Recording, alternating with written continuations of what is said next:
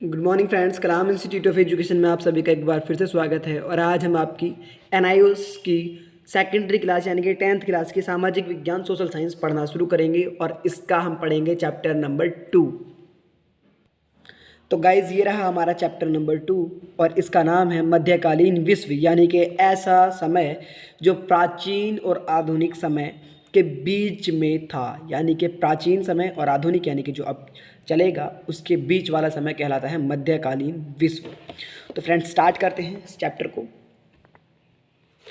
Okay तो friends कहते हैं कि मध्यकाल को मध्य युग भी कहा जाता है, क्योंकि जैसा कि इसके नाम से ही जाहिर है वह काल जो प्राचीन काल के बाद और आधुनिक काल से पहले आता है।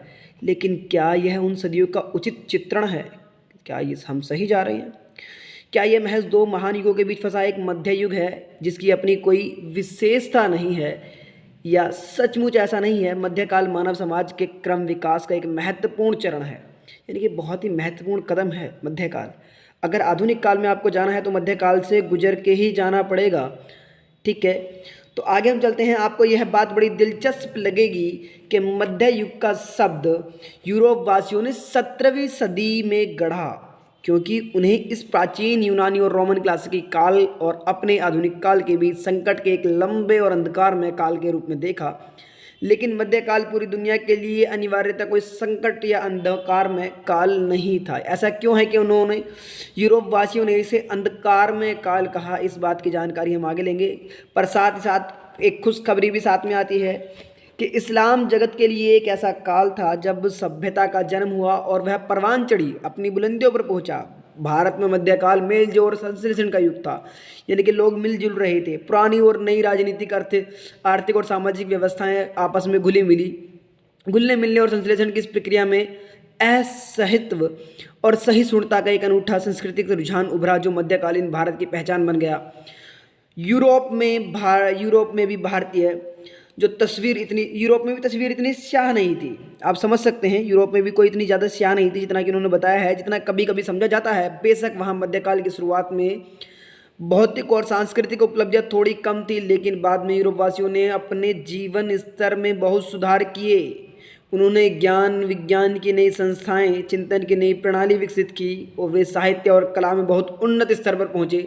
दरअसल उस समय जो नए विचार उभर कर आए उन्हें न सिर्फ यूरोप के रूपांतरण किया गया बल्कि बाद में शेष दुनिया को भी प्रभावित किया। आइए मध्यकाल के नाम से जाने वाले इस महत्वपूर्ण काल में दुनिया के विभिन्न हिस्सों में हुए रोचक परिवर्तनों का अध्ययन करें। तो रोमन साम्राज्य का पतन, सबसे पहली हेडिंग है फ्रेंड्स हमारी, रोमन साम्राज्य का पतन। पतन यानी कि डाउनफॉल। कैसे रोमन साम्राज्य खत्म हुआ? पिछले चैप्टर में हमने रोमन साम्राज्य के बारे में पढ़ा था। एक बहुत ही बड़ा साम्राज्य था रोमन साम्राज्य, ठीक है। तो उसके बारे में हम पढ़ेंगे कि उसका डाउनफॉल कैसे हुआ, खत्म कैसे हुआ। हमने पिछले पार्ट में रोमन साम्राज्य की ताकत और महानता के बारे में पढ़ा है। इसी बीच रोमन साम्राज्य पश्चिमी और पूर्वी क्षेत्रों में बंट चुका था, यानी कि रोमन साम्राज्य में अब दो राजधानी हैं। रोमन साम्राज्य अब दो हिस्सों में बंट चुका है। पश्चिमी प्रांतों की राजधानी रोम था, जबकि कुस्तुनतुनिया पूर्वी प्रांतों की राजधानी बना। रोमन साम्राज्य कंटेस्टाइन ने 330 में बेंजितिया के पुराने यूनानी शहर को पूर्वी क्षेत्र की नई राजधानी स्थापित की। कंटेस्टाइन ने कुस्तुनतुनिया को अपनी राजधानी बना लिया है। नई राजधानी के नाम पर कुस्तुनतुनिया के रूप में जानी गई। पिछले हिस्से में साम्राज्य के पतन के करीब 1000 साल बाद ही भी पूर्व हिस्से में रोमन साम्राज्य टिका रहा। आप समझ सकते हैं कि पश्चिमी हिस्सा जो है वो ढह गया है और पूर्वी हिस्सा टिका रहा है। यह पूर्वी रोमन साम्राज्य है, बेंजितिया साम्राज्य के नाम से जाना गया, यानी कि इसको हम बेंजितिया साम्राज्य भी कहते हैं। ऐसे समय में जब पश्चिमी यूरोप अपेक्षाकृत पिछड़ी स्थिति में था, यूनानी भाषी लोग यानी कि यूनानी भाषा बोलने वाले जो लोग हैं, पूर्वी सभ्यता आर्थिक और सांस्कृतिक जीवन में बहुत बुलंदी पर पहुंच गई थी। गौथ, वंडल, विसिगौथ और फ्रैंक जैसे विभिन्न जर्मनिक कबीले के हमले के बाद पश्चिम में रोमन साम्राज्य ढह गया। जो रोमन साम्राज्य था, पश्चिमी रोमन साम्राज्य है, उस पर बहुत सारे खानाबदोश कबीलों ने हमले किए और जिनसे उसकी नींव हिल गई और वो ढह गया। तो फ्रेंड्स हम आगे चलें।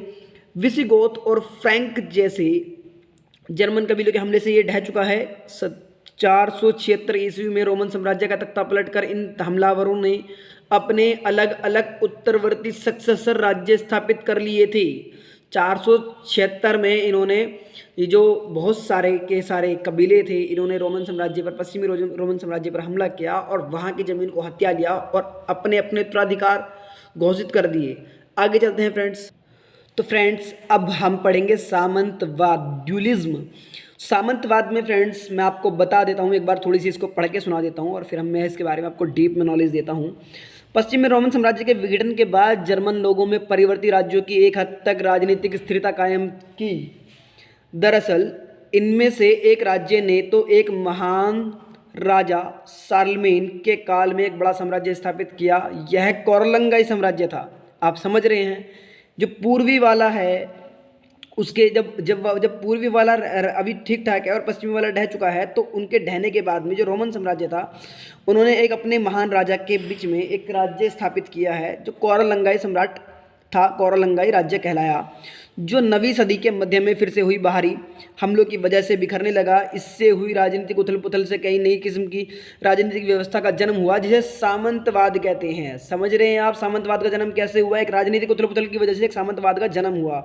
सामंतवाद राजनीतिक प्रभुसत्ता का एक श्रेणीबद्ध संगठन था, यानी कि ये किसी इसकी तुलना सीढ़ी से की जाए तो हम इस श्रेणी में ढांचे में आसानी से समझ सकेंगे। इस व्यवस्था में शीर्ष पर राजा खड़ा था, उसके नीचे खड़े थे सामंत जो ड्यूक या अर्ल कहलाते थे, उनके नीचे खड़े थे छोटे सामंत जिन्हें बैरन के नाम से जाना जाता था, और उसके नीचे होते थे नाइट जो शायद सामंतों की सबसे निम्नतम यानी कि सबसे नीची कोटि पर आते थे। सिर्फ सामंत राजा को अपना प्राधिकार पाते थे। राजा जो है सामंतों को अपना पैसा देता था, ठीक है, वे अपने छोटे सामंत को प्राधिकार प्रदान करते थे, यानी कि वो अधिकार देते थे। प्राधिकार मतलब अधिकार देते थे कि सामंतों को अधिकार होगा। क्या अधिकार होगा? यह सिलसिला नीचे तक चलता जाता था। हर स्तर पर सामंत अपने से ऊपर वाले के प्रति निष्ठा जताते थे और उसके प्राधिकार पाते थे, और अपने से बड़े मताहत जागीरदार कहलाते थे। ठीक है, बड़े मताहत के जागीरदार कहलाते थे, यानी कि उनके मताहत यानी कि अंडर में काम करने को कहते हैं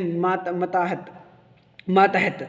ठीक है, सामंत और मातहत अर्थात बड़े और छोटे सामंत के बीच के रिश्ते का यह स्वरूप पदाक्रम की श्रेणी में शीर्ष से लेकर के नीचे तक समान था। समान आमने अपने अपने क्षेत्र में सामंत सारे के सारे अपने अपने क्षेत्र में सर्वशक्तिमान होते थे।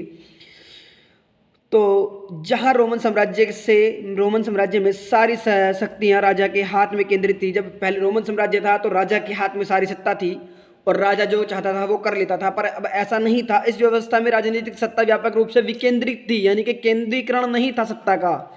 आप समझ रहे हैं, सत्ता का केंद्रीकरण नहीं था। नए सामाजिक राजनीतिक ढांचे की एक अनूठी विशेषता यह थी कि सामंत और मताहत के बीच संबंध निजी प्रकृति के थे, यानी कि आपसी संबंध थे दोनों के बीच में। आप समझ रहे हैं, आपसी संबंध है दोनों के बीच में।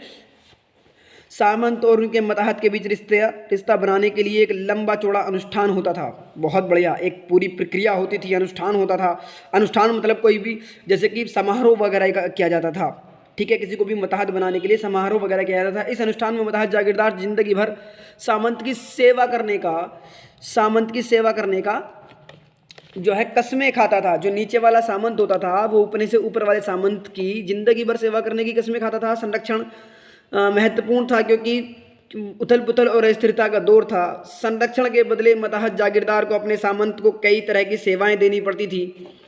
आप समझ रहे होंगे फ्रेंड, जो संरक्षण जागीरदार से या अपने से बड़े सामंत से किसी छोटे सामंत को मिला है तो उसके बदले में कुछ देना पड़ेगा। इनमें मुख्यतः सैनिक सेवा शामिल थी, यानी कि जो छोटा वो होता था, सामंत होता था, वो अपने से बड़े सामंत को सैनिक प्रोवाइड कराता था, सैनिक मुहैया कराता था। और उन सैनिकों का भरण पोषण वो कैसे करते थे? वो जमीन के थ्रू करते थे। उन्हें जो राजा होता था, जो सामंत होते थे, वो अपने से छोटे सामंतों को जमीनें देते थे। क्या देते थे? भरण पोषण की ये जमीनें होती थी। इस पर वो क्या करते थे? उनसे वो जो रेवेन्यू जनरेट करते थे, उनसे जो टैक्स लेते थे, उस जमीन के बदले में किसानों से जो टैक्स लिया जाता था, उससे उन सैनिकों की भरण पोषण होता था। और बाकी के पैसे जो हैं, टैक्स के पैसे जो हैं, धीरे धीरे अब बड़े सामंत को और बड़े सामंत के बाद फिर धीरे धीरे राजा तक जाते थे। ठीक है, ओके। तो मेरे दोस्तों, आप जब इस चैप्टर को पढ़ेंगे तो आपको ये भी पता चलेगा कि ये जो पूरी की पूरी व्यवस्था थी एक गुलाम श्रम पर आधारित थी। यानी कि जो सामंत होते थे वो लोगों को अपना गुलाम बनाते थे और उनसे अपना काम कराते थे। गुलाम बनाते कैसे थे? जो किसान होते थे उनसे ज़बरदस्ती काम करवाया जाता था यहाँ पर। और जब किसान संरक्षण मांगते थे किसी भी सामंत से, किसी भी जागीरदार से, किसी भी जमींदार से, तो बदले में उन्हें अपनी आज़ादी खोनी पड़ती थी, उन्हें सामंत का गुलाम बनना पड़ता था। और यहाँ पर इस दौरान किसानों से ज़बरदस्ती उनकी ज़मीनें गिरवी रखवाई जाती थी, ठीक है। और उन्हें ये जो सामंत होते थे ये भोग विलास और ऐशो आराम के इतने आदी थे कि ये कुछ करते भी नहीं थे। ये सारा का सारा, अगर इनका घर भी बनाना है इन्हें, तो ये मजदूरी भी किसानों से ही करवाते थे। इनके घर में मजदूर जो होते थे वो भी किसान ही होते थे। ये श्रम, ये टैक्स दो तरीके से, एक तो डायरेक्ट टैक्स वसूलते थे, एक इनडायरेक्ट टैक्स वसूलते थे। डायरेक्ट टैक्स कैसे वसूलते थे? डायरेक्ट टैक्स के लिए लोगों से अनाज और पैसा लेते थे, और इनडायरेक्ट टैक्स के लिए ये लोग क्या करते थे? लोगों से अपने खेतों में काम करवाते थे। ये लोग सामंत की जो ज़मीन है उस पर जो खेती होती है उसे दूसरे किसान फ्री में खेती करेगा उस पर, और सारी की सारी उपज किसकी है? सामंत की। और जो किसान खेती कर रहा है उसका एक हिस्सा किसका है? सामंत का। ठीक है, आप समझ रहे हैं? जबरदस्ती उन किसानों पे अत्याचार किया जाता था। सो फ्रेंड्स, इस सामंतवाद में हमें एक बात और भी पता चलती है, वह ये कि इनका शोषण इतने बड़े लेवल पे होता था कि जो सत्ता थी, जो पावर थी, वो सामंतों के हाथ में होती थी। न्यायिक और प्रशासन दोनों तरह से, वो न्याय भी, राजा भी सामंत ही होता था, वही वहाँ पर जज होता था और वही जुल्म ढाता था। तो किसान बेचारे गरीब किसी से कुछ कह भी नहीं पाते थे। और जो ऊपर से जो राजा ज़मीन बांटता था उस ज़मीन के 3 हिस्से होते थे। एक कहलाता था मैनर, एक मैनर होता था, एक भूदास की जोत कहलाता था, और एक होता था पशुओं को चराने के लिए, जिसमें सभी के पशु चरते थे। उसमें सामंत के भी और किसानों के भी, गरीब लोगों के, सभी के पशु उसमें चरते थे। तो ज़मीन को 3 भागों में बांटा जाता था। एक होता था भूदास की जोत जो किसानों को मिलती थी, ठीक है। एक होता था चारागाह और एक होता था गड़ी या मैनर कहते थे, जो सामंत के नियंत्रण वाली ज़मीन होती थी जिस पर किसानों से ज़बरदस्ती खेती कराई जाती थी। और इन सब में ये जो है ज़बरदस्ती, ये जो सामंत होते थे ज़बरदस्ती उन किसानों पर अत्याचार करते थे और उनसे अपने उपकरण जो कृषि में यूज़ होते हैं, उपकरण सारे के सारे जो मशीनें यूज़ होती हैं कृषि में, उनका इस्तेमाल ज़बरदस्ती करवाते थे, ठीक है। तो जैसे कि इसमें लिखा हुआ है, कहता है कि मसलन लोहे के सामान बनाने के लिए भट्टी, गेहूं पीसने के लिए चक्की, रोटी बनाने के लिए तंदूर, शराब पोरने के लिए, शराब बनाने के लिए अंगूर, पोरने के लिए कोल्हू मौजूद थे। और ये सब सामंत की मिल्कियत थे, सब सामंत के हाथ में थे। और सामंत मनमाने ढंग से इनसे अपना शुल्क लगाते थे, शुल्क मनमाने ढंग से तय करते थे। जो उसका मन करेगा, शाम को उसने दारू पी रखी है, शराब पी रखी है, जो उसका मन करेगा वो वसूलेगा। किसी भी किसान से वो कुछ भी मनमानी कर सकता था। इसीलिए यही कारण था कि मध्यकाल को जो यूरोपवासी थे उन्होंने इसे अंधकार में काल कहा, क्योंकि उन पर तो लगातार अत्याचार ही हो रहा है ना, वो क्यों कहेंगे इस काल को एक अच्छा समय। तो फ्रेंड्स, इस वीडियो में आज के लिए इतना ही। आगे के लिए हमारी वीडियो हमारे साथ जुड़े रहिए, हमारे चैनल को सब्सक्राइब कीजिए, आने वाली वीडियो का नोटिफिकेशन आपको टाइम पे मिलता रहेगा। और किसी भी प्रॉब्लम के लिए आप हमें डायरेक्ट कॉल से कर सकते हैं। अगर आपके पास पढ़ने के लिए बुक अवेलेबल नहीं है या फिर आपके पास मॉडल अवेलेबल नहीं है, क्वेश्चन पेपर आपको नहीं मिला है, या कोई भी आपके साथ प्रॉब्लम है, आप डायरेक्टली हमें कॉल कर सकते हैं। हमारा नंबर इस वीडियो के डिस्क्रिप्शन लिंक में दिया हुआ है।